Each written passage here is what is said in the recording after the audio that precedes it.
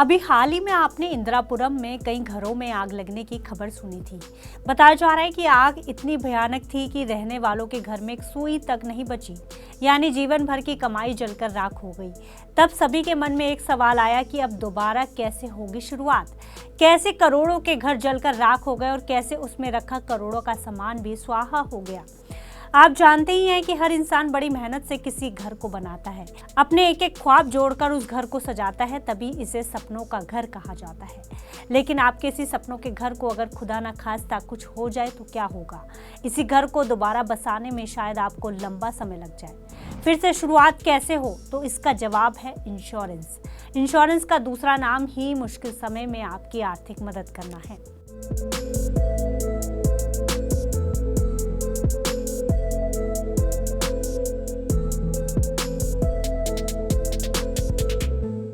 हम अपनी कार का इंश्योरेंस करवाते हैं, अपना भी इंश्योरेंस करवाते हैं और यहाँ तक आजकल तो मोबाइल फोन्स तक का इंश्योरेंस करवाया जाता है। लेकिन क्या आपने कभी अपनी प्रॉपर्टी, अपने घर का इंश्योरेंस करवाने का सोचा है?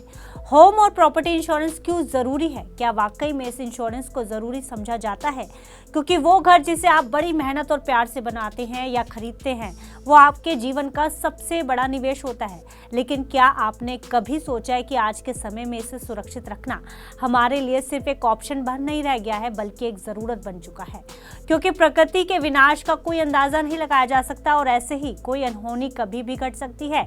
कभी भी प्राकृतिक आपदा जैसे बाढ़, भूकंप कभी भी आपके आशियाने को बर्बाद कर सकता है। इसके अलावा आग लगने जैसा हादसा भी आपके आशियाने की नींव हिला सकता है, क्योंकि आग लगने की वजह से कई बार घर का सारा सामान तक जल जाता है।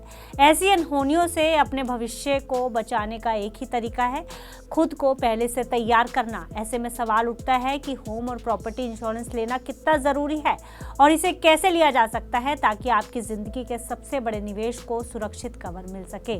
तो भारत की स्थिति देखी जाए तो हमारे देश में बेहद कम लोग ही होम या प्रॉपर्टी इंश्योरेंस लेते हैं। लेकिन जिस तरह की घटनाएं हाल ही में देखने को आई हैं, ऐसे में होम इंश्योरेंस लेना एक बड़ी ज़रूरत बन गया है। क्योंकि एक मीडिया रिपोर्ट के मुताबिक भारत अब अपनी संपत्तियों की रक्षा करने में समर्थ नहीं है। इसे एक उदाहरण से समझे तो पिछले 5 सालों में गुरुग्राम में होम प्राइसेस लगभग 160% की तेजी से बढ़े हैं। हैदराबाद की भी कुछ माइक्रो मार्केट्स में लगभग 90% की बढ़ोतरी देखी गई है। बेंगलोर में भी प्रॉपर्टीज की कीमतें करीब 80% तक बढ़ी हैं। एक तरफ जहां घरों और प्रॉपर्टीज की कीमतें आसमान छू रही हैं, वहीं दूसरी तरफ दुनिया भर में प्राकृतिक आपदाओं जैसे कि बाढ़, भूकंप, लैंडस्लाइड, तूफानों की संख्या में तेजी आई है। ऐसे में जब घर की कीमतें इतनी ज़्यादा हो गई हैं, ऊपर से कुछ बुरा हादसा हो जाए तो फिर उसे बचाना, उसे बनाना बहुत महंगा पड़ सकता है। ऐसे में कठिन समय में होम इंश्योरेंस आपको आपके घर की पूरी सुरक्षा देता है। इसलिए जानना बेहद ज़रूरी है कि आखिर होम इंश्योरेंस में क्या क्या शामिल होता है और ये कितना फ़ायदेमंद हो सकता है।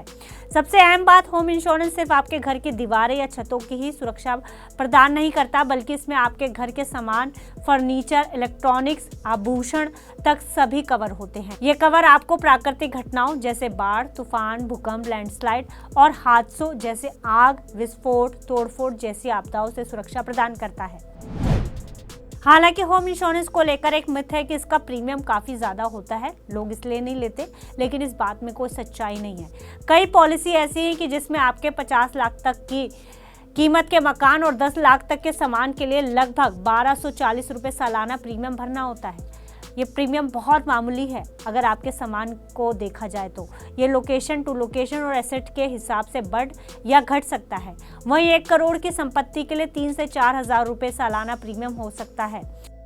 क्योंकि होम इंश्योरेंस का प्रीमियम कई फैक्टर्स के आधार पर तय होता है, जिसमें पहला है घर की वैल्यू।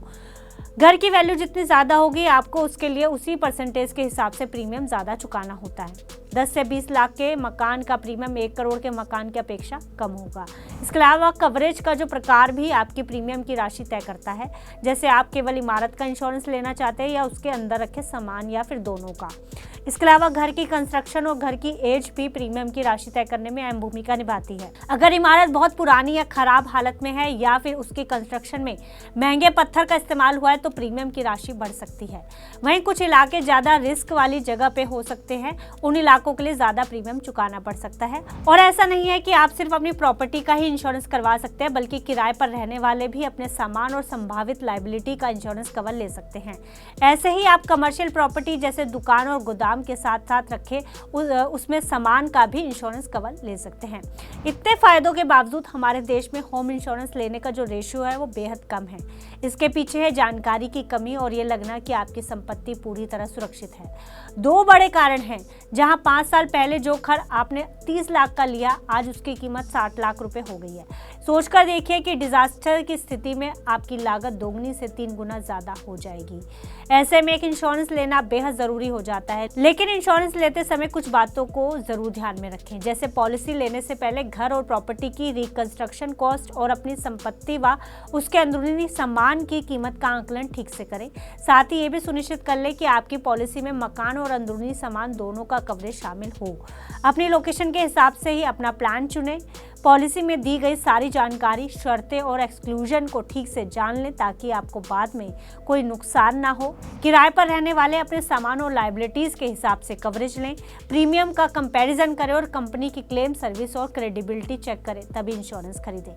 साथ ही समय समय पर अपनी पॉलिसी को मकान और प्रॉपर्टी की करंट वैल्यू के हिसाब से रिव्यू भी करते रहें। ऐसे में होम इंश्योरेंस लेना किसी भी व्यक्ति के लिए एक चॉइस नहीं बल्कि एक जिम्मेदारी है, ताकि उसके सपनों का घर हमेशा सुरक्षित रहे।